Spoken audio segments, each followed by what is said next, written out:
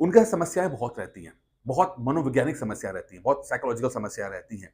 Preparation जो pieces की preparation है ना, वो आपको बहुत कुछ सिखाने की कोशिश करती है, बहुत कुछ सिखाती भी है। प्रिपरेशन अपने आप में एक ऐसा एक लाइफ चेंजिंग इवेंट होता है, जिसमें आप जो हैं, आप बहुत उतार-चढ़ाव से गुज़रते हो, बहुत उतार-चढ़ाव से गुज़रते हो उसके अंदर। अ, नौकरी तो नो डाउट बहुत बेस्ट है। मतलब हिंदुस्तान के अंदर आज भी आईएएस, पीसीएस से बढ़कर कोई नौकरी नहीं मानता मैं, क्योंकि ये वो नौकरी है जो आपको सब कुछ देता है। सब कुछ आपको मान-सम्मान, पैसा, धन, दौलत सब कुछ देगा आपको, ठीक है? और इसकी प्रिपरेशन जो है वो उसी तरह मुश्किल भी हो जाती है।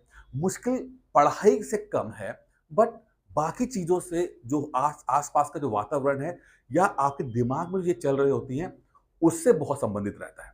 इसलिए मेरे जो वीडियोज़ होते हैं, मैं कई बार आपको इसी बात को समझाने की कोशिश करता हूँ कि जो आप ये तैयारी करोगे, उसमें किताबें, नोट्स, बुक्स, कंटेंट ये एक बहुत छोटा रोल प्ले करेंगे। मैक्सिमम और बड़ा रोल आपकी साइकोलॉजी करेगी। आप किस तरह सोचते हो, किस तरह जीवन के प्रति आपका नज़रिया है।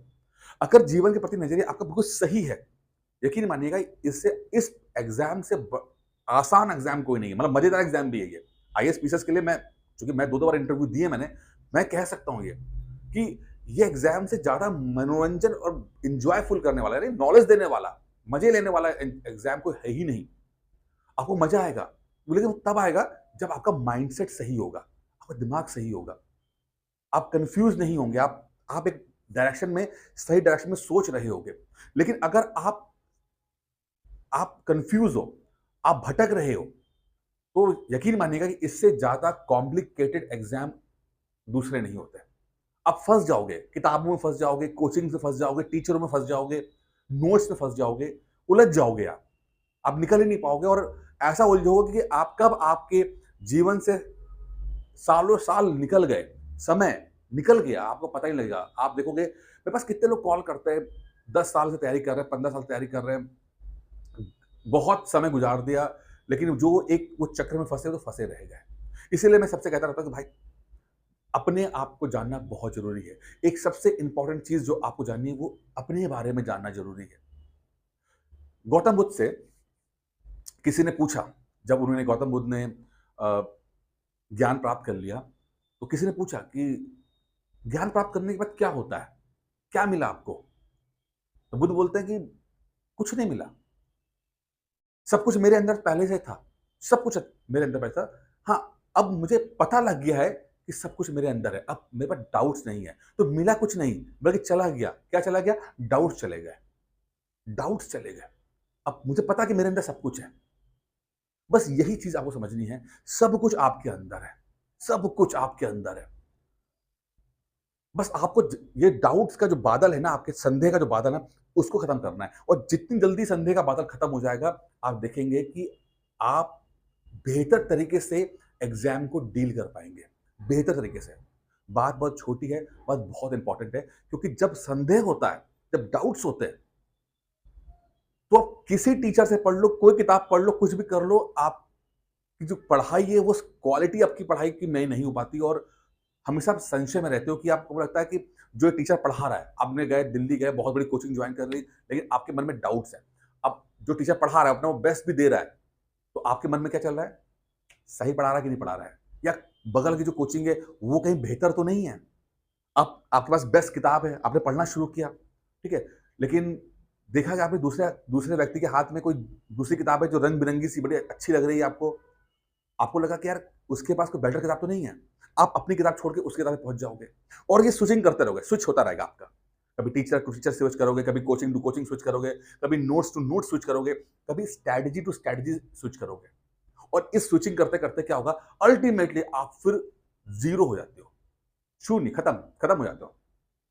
समय निकल जाता है।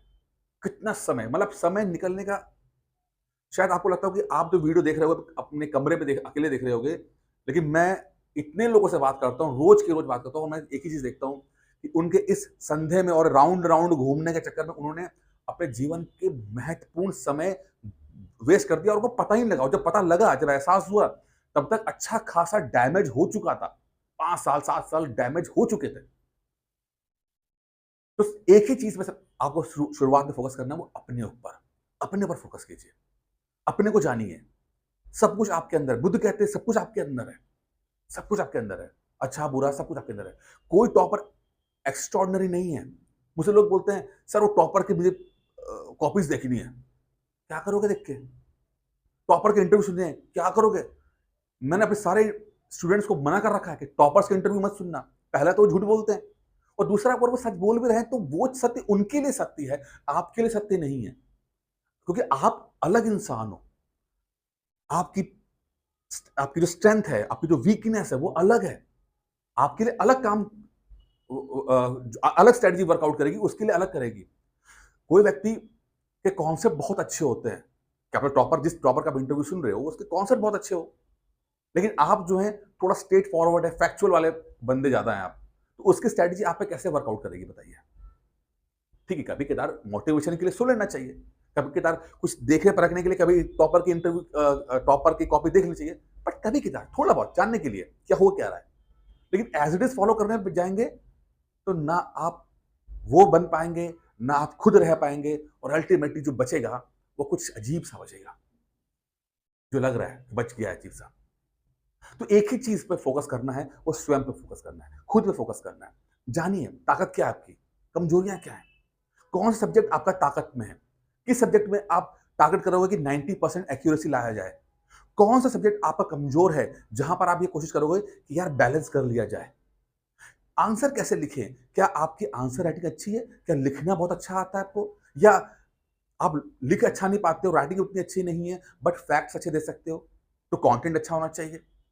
ये कैसे जानोगे? जब आप स्वयं से बात करोगे, अपने को जानोगे।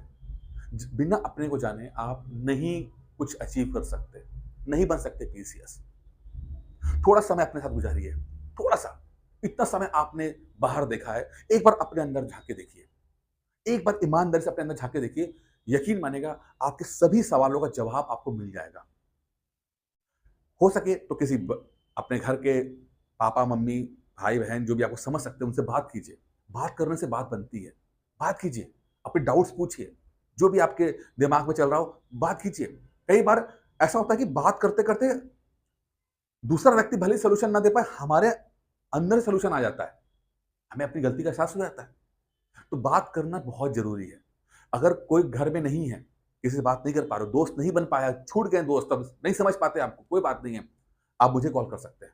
नंबर मैंने आपको दे रखा है, आप मुझसे बात कीजिए।